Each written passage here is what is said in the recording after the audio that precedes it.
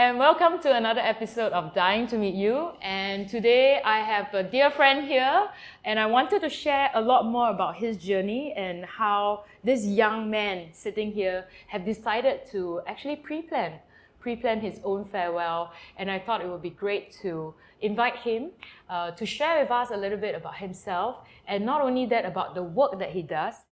Hi, I'm Angelie May, and I'm dying to meet you. So here we have Kelvin. Thank you so much for joining us. Thank you for having me. Yes, it's been a pleasure. Yes. So Kelvin, maybe you can let the listeners and the viewers understand a little bit more. What do you do?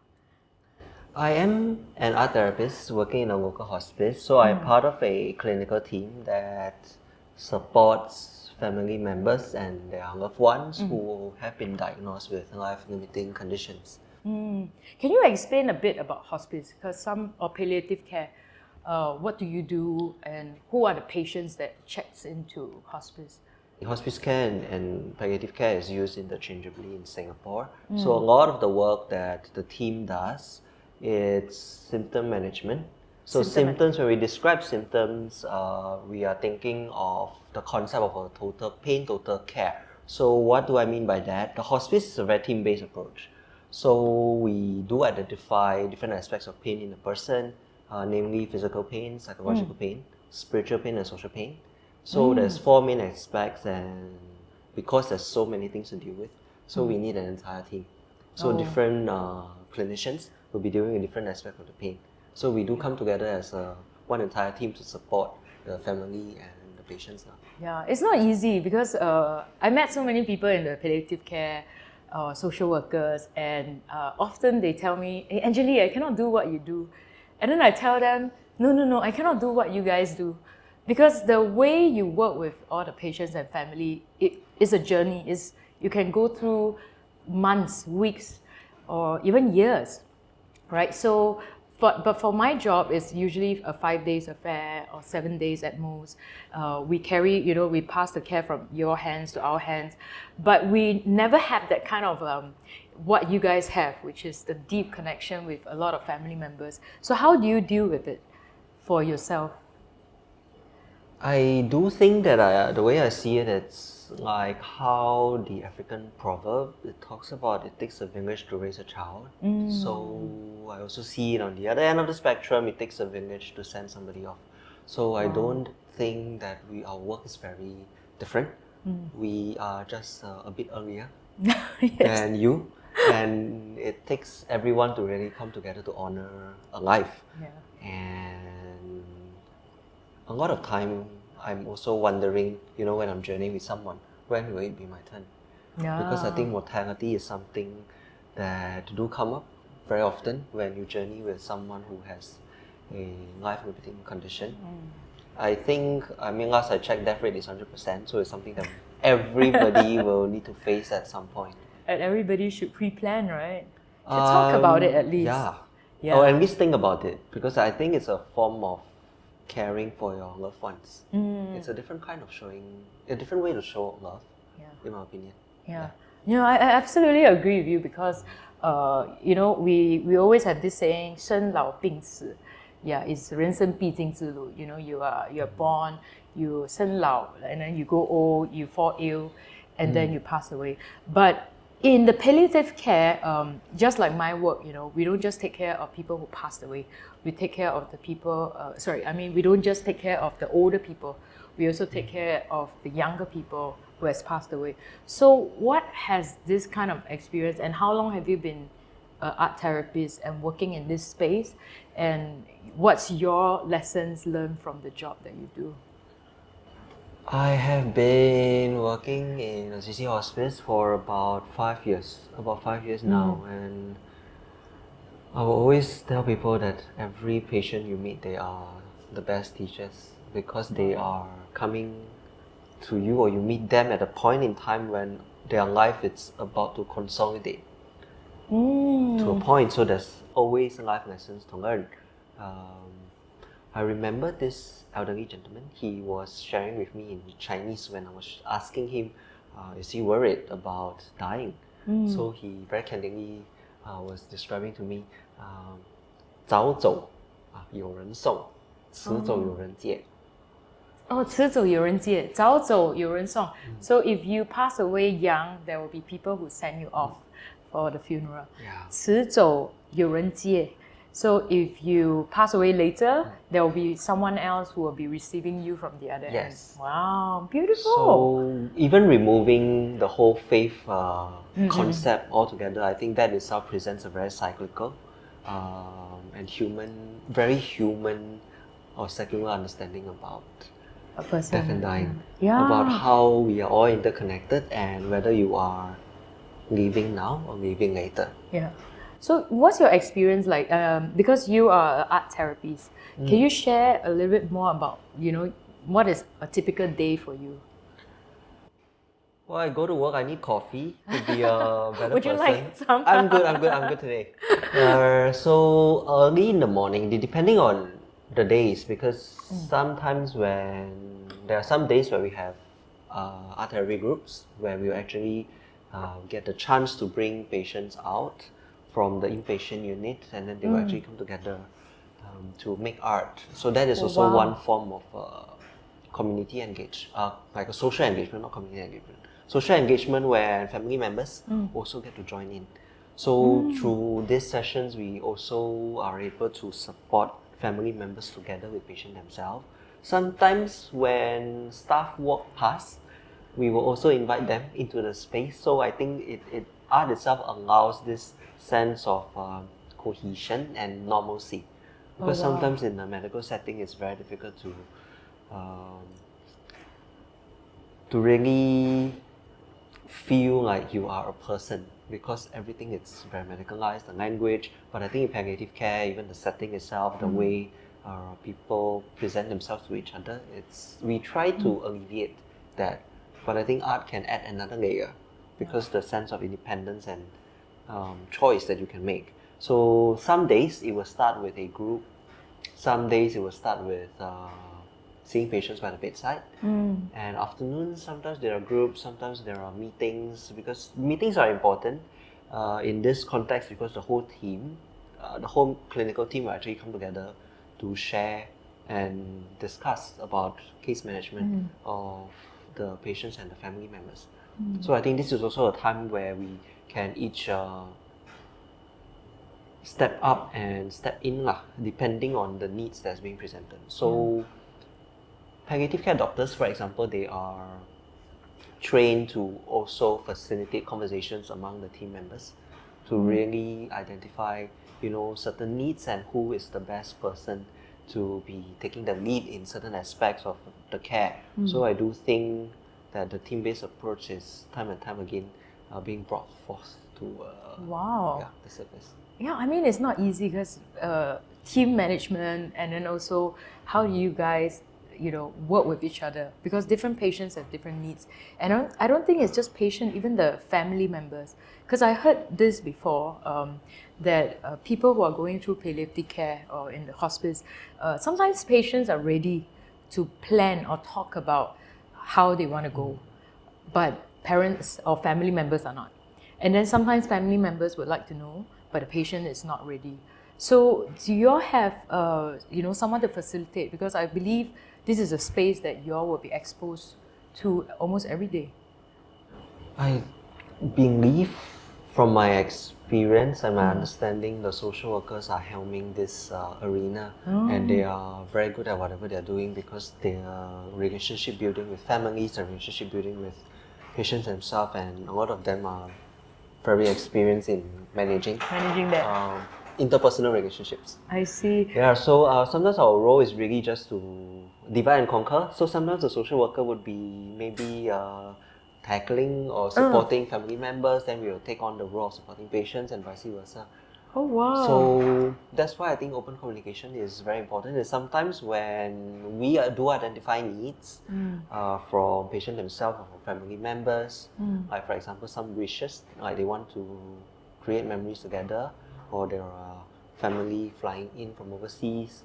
So these kind of things, and then we'll try to come together to plan something. Like right now as we are speaking, some colleagues of mine, like a music therapist and art therapist and a social worker, they are actually in the middle of organizing a lunch reunion, like a Oh. lunch. Get I together. don't remember, is it a buffet or a wedding? Not a birthday or a wedding anniversary Oh, for wow. a couple. Oh, that's lovely. So it's really a team effort, and I also remember that my art therapy colleague is putting together a gift, like a surprise from the wife Wow. to the husband who's the patient. Oh, understand. Yeah, and there's all these different aspects that really come together to support one. We call it like a family unit, family being like the patient and their loved ones. Oh, wow. So it's really work that cannot be done by one person. So that's why going back to the team-based approach, I think this is one of the uniqueness in healthcare. I see. Yeah. Yeah.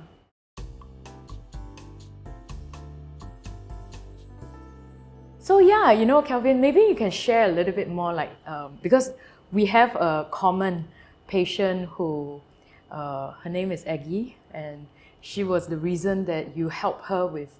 I remember at her funeral, she actually told me what she wanted, and it was a calligraphy of a Xing Jing. So I just wanted to check, like, how do you decide what works for a certain patient? Like, what therapy will you suggest? Is it painting? Is it sufa, artwork? How do you decide for the patients or propose? I think in the context of Aggie, I'm also glad she has given consent for us to, after her death, to share about her story. So I think for her it's very unique because a lot of time when we meet someone, we don't really know what they like or what they are more inclined to. So a lot of time it's about trying to navigate what is around them first and try to meet them where they are. So I remember when Aggie was first introduced to me by the ward doctor, it was about trying to support this myriad of emotions facing death and dying. Mainly also because she is relatively young and she's a very, very high achiever. She is. Very high flyer, not high achiever, sorry, very bad wrong choice of word. She's a very high flyer in her career. She's Exactly. achieved so much for herself. She has 2 masters. Yes. And she's a very highly intelligent lady, very eloquent. So there's so many aspects of her, and then there's this disease. Yeah. So we were caught in, when I say we as in the music therapist, myself and physiotherapist, I think 3 of us worked quite closely together. So when we were supporting her, it was really about trying to help her maintain her best form in terms of mental and physical. So when I was there, I remember one of the first few conversations she was sharing with me about her anger, that her spouse don't really understand what she's going through. So a lot of it is about validating these emotions, and also how her world has spin into chaos upon receiving this diagnosis, which came unexpectedly. So that was the first encounter with her. But I also found out that she has a love for creativity because she has this paint by numbers in her room that she really wanted to finish. So I take that for an example. That itself is something that she can do on her own. Yeah. So I would not actually continue to build on the paint by numbers as an art therapy directive. Because she also mentioned that this is something she wants to do on her free time. I see. So that is also trying to meet her where she is and what she wants. Yeah. So as we continue the conversation, I also found out about her faith orientation, and she also used to recite the Heart Sutra. But more importantly, this question about what is going to happen next, about the impermanence of life. So one of the earlier sessions, I was wondering how can I bring the topic or to just really discuss about death and dying with her, or about the impermanence of life. So I remember, because my background is in fine art, so I remember this Taiwanese artist, Cai Jiawei, she has done a series of work where she writes Heart Sutra on ephemeral materials, like on the lotus leaf, on incense, on tree barks, on tofu. So I thought maybe I should try bringing in contemporary art into the space via pictures. Okay. So I introduced Cai Jiawei's work to Aggie. Aggie, and then the conversation itself spin towards her curiosity of wanting to revisit writing the Heart Sutra as a form of caring for herself, as a form of slowing down. Yeah. Because she's so popular, actually to meet her, I need to schedule in advance. I know. She has this schedule, Her this book. timetable. Yes. So you need to book a slot just to go in and see her. And then after that, the next visitor come, you have to leave. Yes. So I'm just glad I managed to get the slot in to really just have this introduction to how we can possibly keep her engaged at her own time. Yeah. So that it's also not necessary for me to be there if she wish, so that she can still attend to herself when she needs.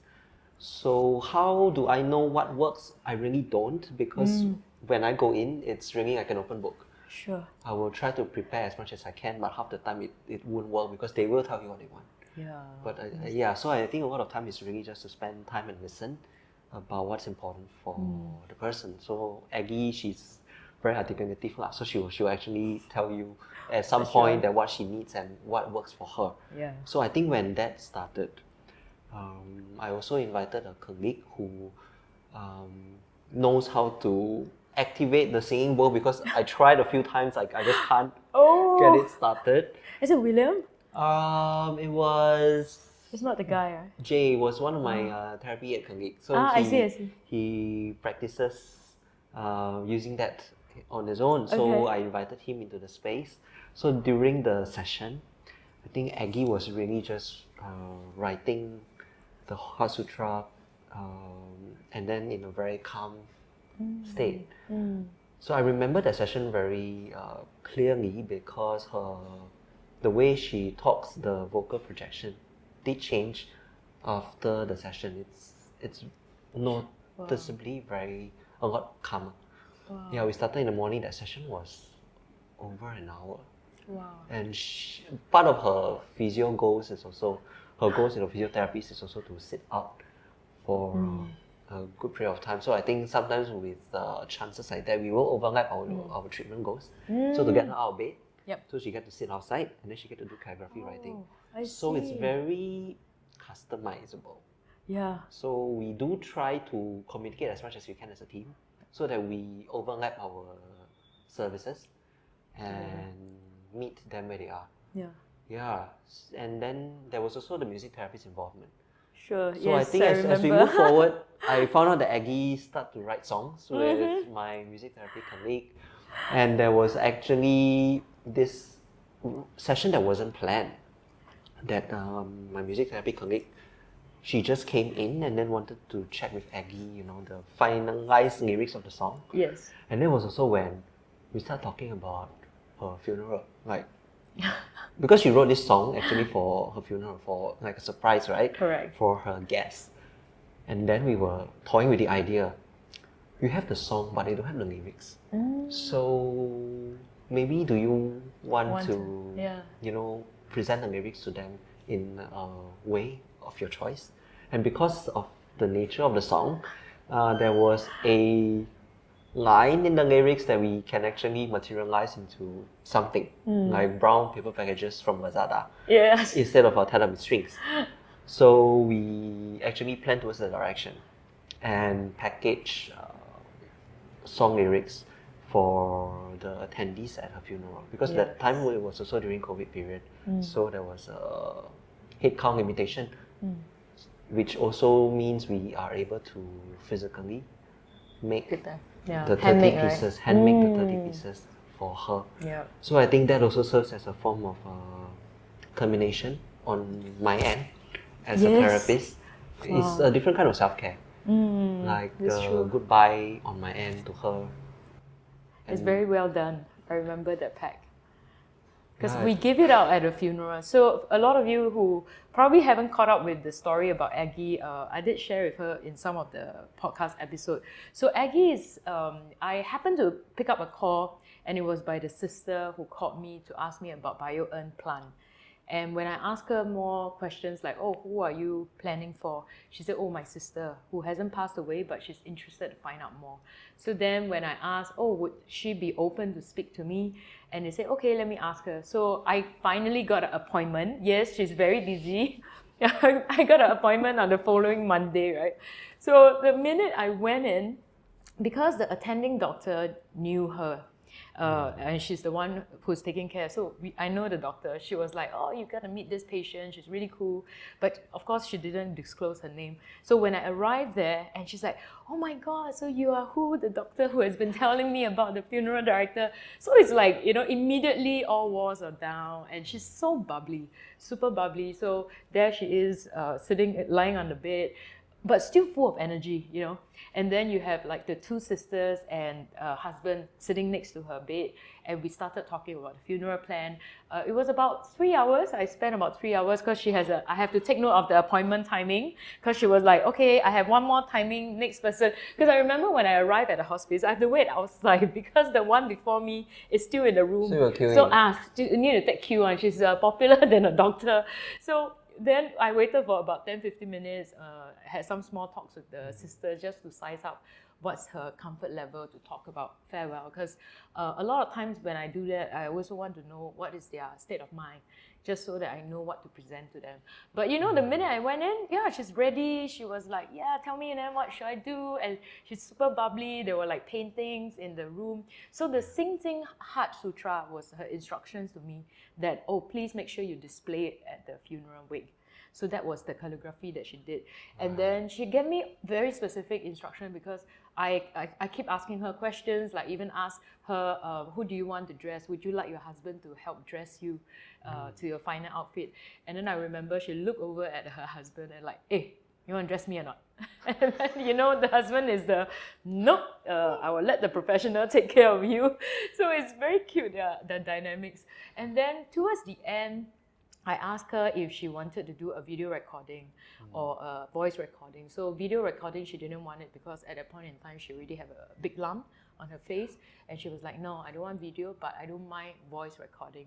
So I told her, like, you can give me however number of recordings you would like to record, and then give it to me. Don't give it to your family. So I have the copy, and you tell me what and when you want to play it. So she gave me 3. I think one was the song that you just mentioned. So that was the song, I think, the art therapist sang for her with the lyrics. Music therapist. Yeah, a music therapist, yes, sorry. And then, and that's Trudy for you. And then there was another song that she sang herself, Aggie sang herself. But you can actually hear she was like breathless, but yet she managed to complete the song. And I remember that was like the debut, when I was the funeral celebrant for her funeral. I said, oh, this is the first time this song is ever played. So it's the debut. So I remember playing it, and everybody just clapped after the performance. Okay, and the last one, the last video voice recording, she said, oh, Angelique, when everyone is about to leave the funeral hall, the service hall, I want you to play this, right? So the very hilarious message to everybody. So I remember everyone walked out of the funeral that day, the service hall, very, inspired by this lady who has impacted their life, who has touched their life. And so many people came to me and were like, oh my God, that was that's how she wanted it. And I think I can, very proudly say I was her funeral director, because I did the way she wanted it. So, and then it was much later I realized, oh, Kelvin was the art therapist that actually, encouraged her to do the Heart Sutra. So I think she really had taken a lot of benefits. I think not just, in even the family members, they share about their experience having to go through this very difficult journey, but your team actually really helped them to go past and this very difficult and challenging journey for them.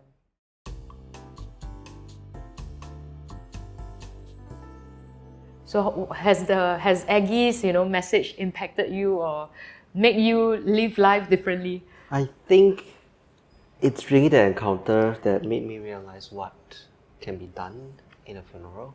And I think she is one of the many individuals that I've crossed paths with that really make me rethink what do I want for my own. Yeah, like I have individuals telling me that they don't want a niche because they don't want people to have to do something after they are not there anymore. There are some people who just want to have a sea burial because they just want to go back to dust. Like there's no physical way to really remember them, and it's what they wanted. Some people don't even want a funeral. Yeah, it's so common lately. Yeah, I don't want a funeral. But what's your take about people who don't want a funeral? You probably have conversations sometimes with the patients. I think my views are going to stay my own. I mean, I can't speak for them because there's really a myriad of Reasons, right? reasons behind. Some of it it's more easily accessible, some of it it's not so accessible. But I also feel that being able to have this choice Yeah. of not having your funeral wake itself, it's quite a powerful way to empower yourself. Because at the most suicide, that's the last ritual or last ceremony that you get to decide for yourself. Yeah. In fact, there are, I mean, people who don't have a wake, but they usually have a service. Like in other countries, it's quite common where they only have 2 hours of service or 1 hour of service. But before that service comes up, maybe over the weekend, family members can have some private time to spend with their loved ones. And I did ask those countries that is practicing this now, what were their practice back then? And they said they used to do wakes, like a few days of wakes as well.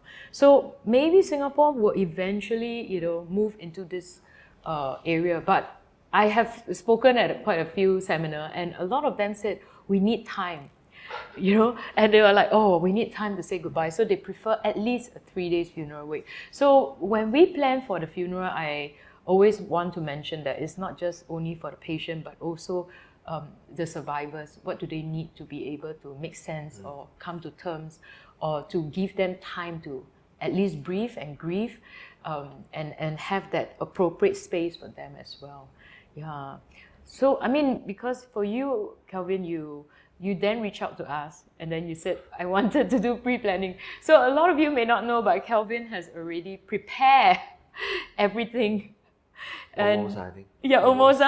And maybe the painting. Yeah, if there's anything about the painting you would like to, display. But you mentioned just now, through your work, you get, sometimes it teaches you how to live your life. Have you ever? What is the most or patience that you remember most and that had impacted you? There's actually quite a few. Like even when we are just having the earlier conversation about the number of days in a week, I think this is also a very Chinese customary thing. Because working in a hospice, I get exposed to people from different denominations, different faith backgrounds, different socio-economic backgrounds. So I've also learned about how people from different faith groups send their loved ones off. Like coffin is only common for Chinese, and maybe some Indian The Hindus, cultures. For Muslims, they don't. They don't have coffin. They also, the family also come together within a day to really prepare the body to spend time, and then within the same day bury. So I think also being aware and open about all these things that's constantly going on is also a way to learn and really think about what do I want for myself. Yeah. So, I mean, those inspired you to think about, because for me, I have the same, when I meet families, and it really helped me to live life and live life to the fullest, really to, what if today is my last day? Who are the people I want to say sorry to? Who are the people I want to say thanks to? So every time at the end of the day, I always constantly use those 4 phrases, golden 3 words, the I'm sorry, I forgive you, I thank you, and I love you. So I remember these 4 phrases came from palliative care. That was the first time I remember it was a postcard. I still kept it.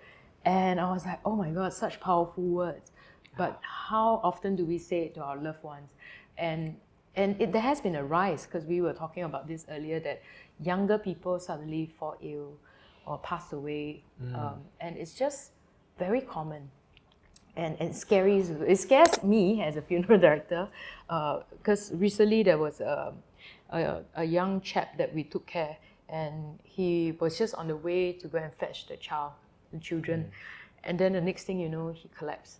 And once he reached the hospital, he's gone. So it really sets you back. And then when I saw the children and the wife, and then it just hits you. It's like, oh my God, yeah. And that's why I've been encouraging people, yeah, we need to talk about this, normalizing the conversation of death, right? But how's your conversation with that? Because sometimes it must be difficult for you at work. With normalizing conversations about death with people that I journey with, I think it's never Easy. It's not like you work so many number of years that it gets any easier, because every conversation, it's probably going to be one of the first few you will be having with the person, and how every person reacts is going to be entirely different. So it's a lot about being there with them. Sometimes just acknowledging the fear of not knowing where we are going together. Even though I am a Christian by faith, but it's also important to recognize that there are many, many things that I don't understand about other faith group, and how I can actually help them to journey in their own journey. And sometimes recognizing that also helps me to learn about human suffering in a way that I would never be able to imagine myself being able to learn. Yeah. So through that, you also will be able to harness different values, like how people show one another care and concern. Because I remember a conversation with a Korean curator who's actually very curious about doing an art project on physical death. So she was asking me about this, how do I cope with all these emotions at work? Is it actually very sad or heavy? So I was just literally, without much thought, I was just telling her, actually, there's a lot of love. You can actually witness, even in the most stubborn situation, that they insist on certain things being done for their family member. It can also be probably the only thing that they know. How to continue this level of care, and hence the insistence. Of course, it's never going to be easy, especially on nursing colleagues and those that are on the front line.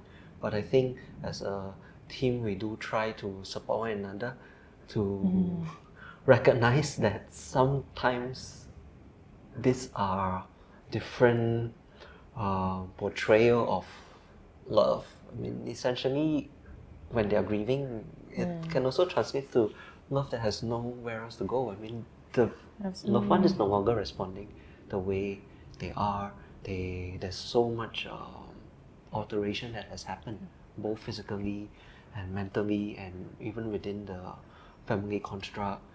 And sometimes what we can do is really just be with them in that experience, and to play a very supportive role, because that could be what they need. Even being there in silence, sometimes silence can be a very, very therapeutic tool. Yeah. Wow. Yeah.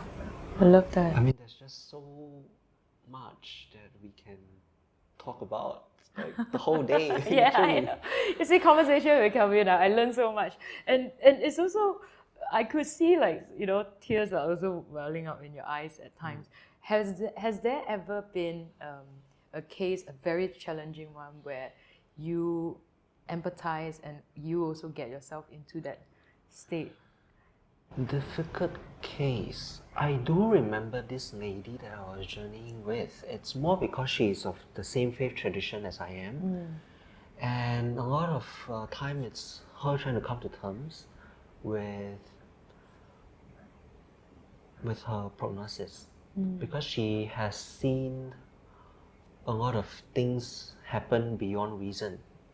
For example, like healing, where she worships and in her church, but having this terminal diagnosis, how is she able to accept that she's going to die when she has seen so many people get healed?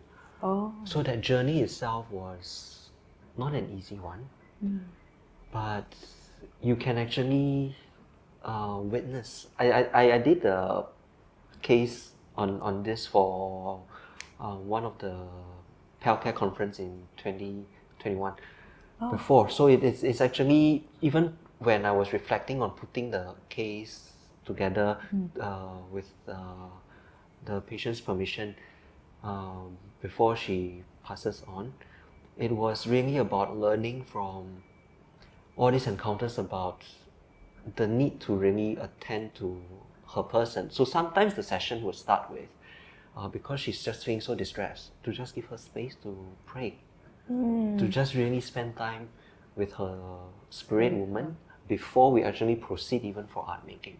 And some of these art making sessions, the teams actually come up with things that she always wanted to do when she was younger, but she got no chance. Oh, wow. And then as she was doing this, then there will be this oscillation, possibly her own meaning making or grief process going on, where she is contemplating, if she gets well, what she's going to do next. And also toying with the idea that, if she don't get well, then she will go to heaven. So that also reminded me it's important just to provide that space for her to do just that. And as we journey on, there were episodes of anger towards the medical team because medication just won't work anymore. There was anger towards not being able to leave the hospice because she has been there she did outlive a prognosis just for a while, but even that itself, given the complexity of her disease, her being with us is already a miracle. So I think as much as the team tried to also support her and let her know about that, there was also the inner person trying to make sense of everything. So long story short, towards the end, she did come to relatively acceptable terms with her eventual demise. The work that she did was actually a very scaled down dining set that has a dining table with a lot of food and 4 chairs. So I was having this conversation with her, who will be at this table. So she was just telling me, it's going to be her and the Holy Trinity. So she is expecting herself to be dining with the Holy Trinity, and the scripture that she cites was Psalms 23. Oh, wow. So on her end, she even gave me instructions to pass this completed work, which we actually framed up in an acrylic box to her pastor. Oh, So it became a gift. So towards the end, there was this level of resolutions, but prior to that, it's also very important to really just journey and understand this suffering and meaning making, because sometimes in the middle of it, I also don't understand why there's so much frustration. But I think in retrospect, everything else makes sense. So it's important that the team continue to talk to one another, because we are just all trying to make sense of what is happening to her and how can we continue to support her. Wow. Only until the end, then it makes sense. Yeah. So this kind of work, one person 很 cannot 辛苦 cannot 很辛苦你们 You see, exactly. I mean, it's not just the hard work, but so many times I see palliative care, whether is it therapists or social worker, even when it comes to the eventual demise, they will still shed tears, especially when they come out to the podium to share eulogy. So that's why I love what we do together, because when I sit together, even after the patient has passed away, we do encourage the therapists or even the doctors or nurses who has been caring for the patient to actually share a eulogy. Because a lot of times I find that they will tell you things that they may not tell the family members. And then usually the nurses will then share some stories that the family will be like, oh wow, we didn't know that. Right. So they really play a very important role. And I'm always curious because you have been in this space for so long. And this question has been presented to me before. So I would like to present to you. And the question is, Kelvin, if you have a choice today, would you choose to know when your expiration date is? Or would you choose to just pass away, in the sleep? I think no need to know. No need to know. No need to know. So you rather not have like a expiration date, then you know that, okay, I'm gonna roughly know. I mean, it's not for me to know. I like to believe it's not for me to know because if I know, then I will live my life very differently with that point as focus. I see. Because there's the point of focus, right? Yeah, yeah. When I will expire. If I don't know, Then you this just very live. moment that we have is something that I'm living in and living with. I see. The next yes. moment when I'm with my loved ones, that will be the moment that I'm there and with. My mind will not be fixated on when I'm going to go Yep. or how much time I have left. But just being here now with them, I think that itself is what keeps me going. See, that's where we have the saying, live in the moment, right? Living in the moment, living in the present. Best is do not use your phone when you are with your family members and really be present with them, because the reason why I ask this is there are people who always ask me, if today you have a choice, would you prefer to know when you're expiring, or would you prefer to pass away in the sleep? And a lot of times people tell me, oh, I prefer to pass away in the sleep. And then the next question I ask is, then did you pre-plan everything? Did you prepare everything? Then I said, then you need to be like Kelvin, where he plans everything and family members will know, oh, wow, you already helped to plan everything. Because a lot of times we face that where the challenge part, and even for us in funeral, we do see a lot of conflicts at times between family members, and we also have to facilitate the conversation. Maybe one particular family members would like to do this, and I like when you share about they are going through grief, the journey. Every family members are journaling through this grief process differently. Some may be angry, some may be in denial, some may be guilty. They didn't do certain things. So, how do we then come together as an eco service or eco team to help them make sense of it? Because it's not easy. At times it's also challenging. And I think the part where patients goes to you, they were given a chance to really make amends for all the things that they have not said, to sort of like live life with no regrets. And then if there's any things that they want to say to the parents, I came across this family before, mom and the daughter. The daughter was very angry with the mother for giving her illness, so they don't speak.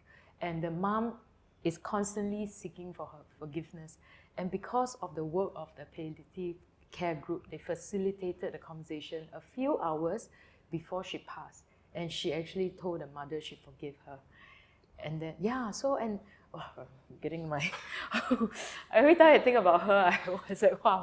And I'm very grateful. And I said, wow, I mean, thank God, you're like a God-sent, angel. Yeah, and I think that's the strength that all of you do. And and maybe I will ask the final question. I know that we have to move on to the next interview later. So Kelvin, I mean, you already pre-planned, and if there's something that you would like to leave behind, a message, what would be the message, or how people would remember Kelvin? Or what's written? You don't want a tombstone, I know, but what would be written in your eulogy? I really haven't thought about this.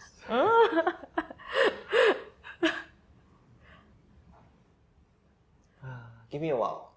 Sure. Or even like message, because I think you said something just now, through the work that you do, what is some advice you would like to give to the listeners? I think maybe something along the line that he lived learning how to die. He lived learning how to die. Wow. Because I think that sums you up. If you think about it, we are dying a little each day. I mean, life is finite.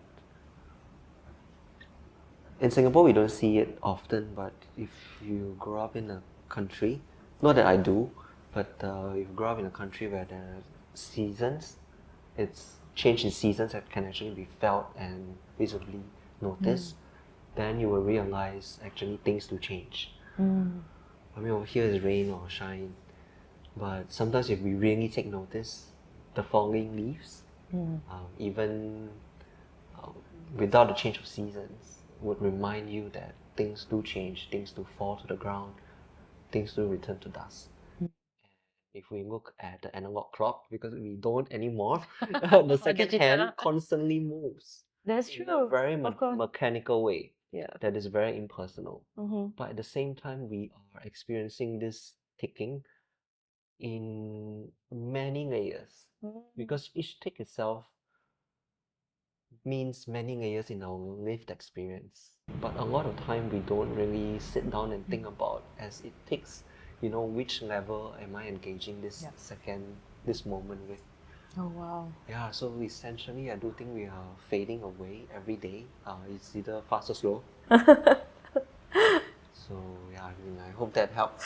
That's amazing. A man who lived his life by learning how to die. I think even that concept of the clock ticking, I always encourage people to, sort of understand there's something called the law of impermanence. Really, nothing is permanent. Just like you say, things are constantly changing. And then, what a great example with the second hand. I never think of it that way, but now I look at clocks differently. Yeah, look at that.